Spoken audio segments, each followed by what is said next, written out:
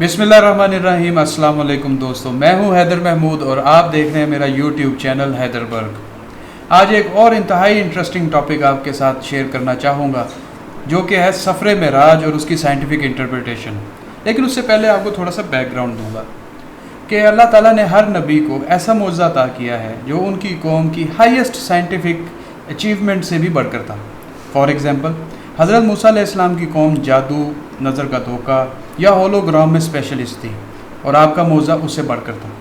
इसके बाद हज़रत ईसा अलैहिस्सलाम की बारी आती है तो उनकी कौम मेडिसिन की फील्ड में काफ़ी आगे थी।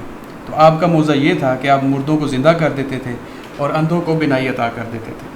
फिर आई हमारी कौम की बारी। अल्लाह ताला को मालूम था कि हमने स्पेस को एक्सप्लोर करना है, तो अल्लाह ताला ने हमारे प्यारे नबी सल्लल्लाहु अलैहि वसल्लम को सफ़र मेराज के जैसा मौजज़ा अता किया। इसके बाद मैं आपको बताऊंगा कि ह्यूमन ब्रेन कैसे फंक्शन करता है। ह्यूमन ब्रेन जितनी भी इंफॉर्मेशन हासिल करता है उसको इमेजेस की सूरत में मेमोरी में स्टोर करता है और उसी इमेजेस को वो रिकॉल करता है, और इसी तरह ह्यूमन ब्रेन हर चीज़ की अंडरस्टैंडिंग क्रिएट करता है। इसीलिए जब इंसान ने अल्लाह ताला को समझने की कोशिश की तो उसका भी उसने अपने दिमाग में एक इमेज बनाया, और यही इमेज आगे चलकर बुतों की सूरत में इबादतगाहों में नज़र आया, जहाँ से बुत परस्ती चली। ये सारी बात आपको बताने का मकसद ये था कि आपके ब्रेन में जितना भी प्री ऑक्यूपाइड नॉलेज है उसको पहले तो आप रिमूव कर दें, ताकि आपको मेरी बातें ज़्यादा बेहतर तौर पर समझ आ सकें। So for the time being, free your mind.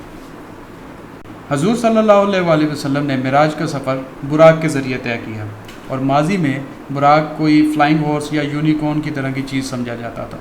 लेकिन मैं आपको एक डिफरेंट पॉइंट ऑफ व्यू पेश करूंगा, जिससे आपको अंदाज़ा होगा कि बुराक कोई फ्लाइंग हॉर्स या यूनिकॉर्न नहीं था, बल्कि एक state of the art space ship था, जो कि अल्लाह ताला ने हजूर सल्लल्लाहु अलैहि वसल्लम के लिए भेजी थी। अहादीस में बुराक के जो फीचर्स बताए गए हैं उनकी तफसील कुछ यूँ है। नंबर 1, बुराक का साइज़। बुखारी शरीफ में आता है कि बुराक गधे से ऊंचा और खच्चर से छोटा था। ये उसकी कोई शक्ल सूरत नहीं बताई, बल्कि उसका साइज़ बताया गया है, और हम जानते हैं कि जैसे जैसे टेक्नोलॉजी एडवांस होती है वो साइज़ में रिड्यूस होती जाती है। फॉर एग्ज़ाम्पल, सबसे पहला कंप्यूटर एक पूरे बड़े कमरे के बराबर था, और वक्त गुजरने के साथ साथ वो एक माइक्रोचिप में बन गया, और माइक्रोचिप उससे काफ़ी एडवांस है। इसी तरह हजूर सल्लल्लाहु अलैहि वसल्लम का जो बुराक था वो आजकल के भारी भरकम और लेटेस्ट स्पेसशिप्स और रॉकेट्स की एडवांस फॉर्म थी, जो कि साइज़ में तो छोटा था लेकिन फंक्शंस में इनसे बहुत बेहतर था। नंबर 2, बुराक के कान। इब्न अब्बास रज़ी अल्लाह अन्हु फरमाते हैं कि बुराक के कान सब्ज़ ज़मुरद के बने हुए थे, और एक और बुज़ुर्ग मोहम्मद अलवी अलमालकी रहमतुल्लाह अलैह अपनी किताब अनवारुल बहिया में कहते हैं कि उसके कान लंबे थे। लेकिन फैसला कुन हदीस हमें सीरत इब्न हशाम में मिलती है, जिसमें इब्न इसहाक फरमाते हैं कि उसके 2 लंबे पर थे जिसने उसके पाँवों को ढांप रखा था। तो नाज़रीन, पहली 2 हदीस के अंदर कानों का जिक्र है और तीसरी हदीस के अंदर पर का जिक्र है, और अगर हम इन तीनों हदीसों को कलेक्टिवली देखें तो हमें समझ आ जाती है कि जो कान हैं वो परों के लिए तशबीह के तौर पर इस्तेमाल हुए हैं। ये बात और भी मज़ीद क्लियर हो जाती है जब हम वो अहादीस पढ़ते हैं जिसमें दज्जाल के गधे का जिक्र है। जाबिर बिन अब्दुल्ला के हवाले से मुस्नद अहमद में और इब्न उमर रज़ी अल्लाह अन्हु के हवाले से कंजुल उमाल में एक हदीस मिलती है कि हजूर सल्लल्लाहु अलैहि वसल्लम दज्जाल के बारे में बता रहे थे कि वो एक ऐसे गधे पे सवार होकर आएगा जिसके कानों के दरमियान 40 गज़ का फासला होगा। और हज़रत अबू हुरैरा रज़ी अल्लाह अन्हु के हवाले से यही हदीस मिलती है कि दज्जाल एक सफ़ेद गधे पर बैठकर आएगा जिसके कानों के दरमियान 70 गज़ का फासला होगा। तो नाज़रीन, अगर आप एक ऐसा गधा इमेजिन करें जिसके कानों के दरमियान 70 गज़ का फासला हो, तो आपको ये एक डिज़नीलैंड या एलिस इन द वंडरलैंड की कहानी लगेगी। लेकिन असल में हजूर सल्लल्लाहु अलैहि वसल्लम ने 1400 साल पहले ही हमें बता दिया था कि फ्यूचर में स्पेस एक्सप्लोरेशन के लिए जो स्पेस शिप्स या एयरक्राफ्ट्स बनाए जाएंगे उनके 2 विंग्स होंगे जो कि गधे के कानों की तरह के होंगे। बुराक की आंखें। इब्न अब्बास रज़ी अल्लाह अन्हु इसी हदीस में बताते हैं कि बुराक की गोल सितारा मानिंद आंखें थी जो कि सूरज की किरणों की तरह रोशन थी। नाज़रीन, इसमें तो स्ट्रेट फॉरवर्ड ही बताया गया है कि स्पेस शिप्स की हेडलाइट्स थी। नंबर 4, बुराक के पाँव। तो इब्न अब्बास रज़ी अल्लाह अन्हु इसी हदीस में बताते हैं कि बुराक के 3 रोशन पाँव थे। नाज़रीन, याद रखिएगा, 3 रोशन पाँव। اور آج کل کی اسپیس شپس کے بھی نیچے ایگزیکٹلی 3 نوزلز ہوتی ہیں جس میں سے فیول برن ہو کے باہر آتا ہے اور وہ آگ کی وجہ سے روشن ہوتا ہے. ناظرین یہ بالکل وہی ڈسکرپشن ہے جو کہ آج کل کی ماڈرن اسپیس شپس کی ہے. اب میں آپ کو اس کے 2 اسپیشل فیچرز بتاتا ہوں کہ یہ اڑتا کیسے تھا اور کمیونیکیٹ کیسے کرتا تھا. پہلے تو حدیث میں یہ بتایا گیا ہے کہ جب اس کے سامنے کوئی پہاڑ آتا تھا اور اس نے اوپر کی طرف اٹھنا ہوتا تھا تو اس کی پچھلی ٹانگیں ایکسٹینڈ ہوتی تھی, اور جب اس نے ڈائیو کر کے نیچے کو آنا ہوتا تھا تو اس کی اگلی ٹانگیں ایکسٹینڈ ہوتی تھی. ناظرین یہ وہی پرنسپل ہے جس کی بیس پر آج کل کی فلائنگ مشینز ڈیزائن ہوئی ہیں. اور اس کے بعد میں آپ کو بتاتا ہوں کہ یہ کمیونیکیٹ کیسے کرتا تھا. اس کے اندر آرٹیفیشیل انٹیلیجنس سسٹم انسٹال تھا اور موشن سینسرز جو تھے وہ بھی انسٹال تھے. حدیث میں آتا ہے کہ جب حضور صلی اللہ علیہ وآلہ وسلم اس پر سوار ہونے کے لیے اپنی جگہ سے کھڑے ہوتے ہیں تو یہ بدکتا ہے اور ہنہناتا ہے.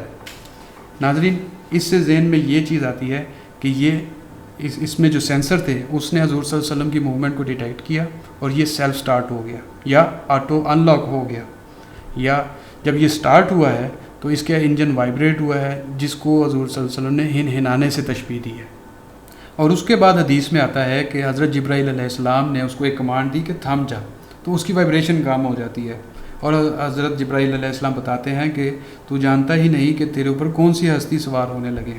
تو وہ سیری کی طرح یا آرٹیفیشیل انٹیلیجنس کی طرح جواب دیتا ہے, مطلب ڈیٹے کو انالیسس کرتا ہے اور اس کا جواب دیتا ہے کہ میرے سے پہلے تو حضرت ابراہیم علیہ السلام بھی مجھ پر سوار ہوئے ہیں, میرے سے پہلے تو حضرت آدم علیہ السلام بھی مجھ پر سوار ہوئے ہیں. اور یہ ڈائلاگ مشین کا اور حضرت جبرائیل علیہ السلام کے درمیان ہو رہا ہوتا ہے. اس حدیث کو پڑھنے کے بعد میرے ذہن میں آئرن مین کی وہ فلم آتی ہے جس میں وہ اپنے فلائنگ سوٹ کے ساتھ بات کرتا ہے, یا وہ لوگ جانتے ہوں گے جنہوں نے مائیکل نائٹ رائڈر سیریز دیکھی ہو کہ وہ جس میں مائیکل اپنی کار کے ساتھ بات کرتا ہے, اور یہ بالکل ویسے ہی ایک منظر سے آنکھوں کے سامنے آتا ہے. تو ناظرین اگر آپ پزل کے تمام حصے اپنی اپنی جگہ پر رکھیں گے تو ڈیفینیٹلی آپ کے ذہن میں ایک راکٹ کی یا اسپیس شپ کی تصویر بنے گی, نہ کہ ایک یونیکارن یا فلائنگ ہارس کی. اگر میں آج کی ریسرچ کو سمرائز کروں تو 2 پوائنٹ بنتے ہیں. نمبر 1 کہ اللہ تعالیٰ کے رازوں کو جاننے کا ایک اہم ترین ذریعہ سائنس اینڈ ٹیکنالوجی ہے, اور یہی سائنس اینڈ ٹیکنالوجی کی فیلڈ میں ترقی کر کر ہم ایک باعزت اور ترقی یافتہ قوم بھی بن سکتے ہیں. اگر آپ کرۂ ارض پر نظر دوڑائیں تو آپ کو اندازہ ہو جائے گا کہ جن قوموں نے سائنس اینڈ ٹیکنالوجی میں اپنی انوینشنز کو بڑھایا آج وہ ترقی یافتہ بھی ہیں اور باعزت بھی ہیں. جیسا کہ قرآن مجید میں آیا ہے کہ لیس الانسان الا ما سعی, کہ انسان کے لیے وہی کچھ ہے جس کی وہ کوشش کرتا ہے. یاد رہے کہ یہاں لفظ انسان یوز ہوا ہے نہ کہ مسلمان. نمبر 2 جس طرح حضور صلی اللہ علیہ وآلہ وسلم نے فرمایا کہ مومن اپنے عصر کے ساتھ ہم آہنگ ہوتا ہے, تو ہمیں بھی اپنے پرانے لٹریچر کو ریویو کرنا چاہیے اور اس کو اپ گریڈ کرنا چاہیے, اور ہر وقت اس کی امپروومنٹ کے لیے کام کرتے رہنا چاہیے, اور نیو آئیڈیاز کو اوپن ہینڈیڈلی ایکسیپٹ کرنا چاہیے. تو ناظرین اگر آپ جاننا چاہتے ہیں کہ براق نے کس اسپیڈ سے ٹریول کیا اور وہ کیا میکانزم تھا, وہ کس طرح 7ویں آسمان تک پہنچا, تو اس کے لیے میں اپنی نیکسٹ ویڈیو میں آپ کو بتاؤں گا.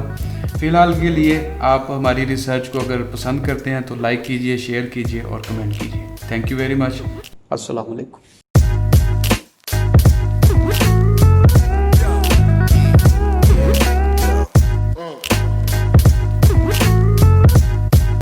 ان کے 2 ونگز ہوں گے جو کہ گدھے کے کانوں کی طرح کے ہوں گے. لو ہوگی کیوں بولا, صحیح بولا کہ جو کہ گدھے کے کانوں کی طرح ہوں. گدھے کے کانوں کی طرح صحیح ہے.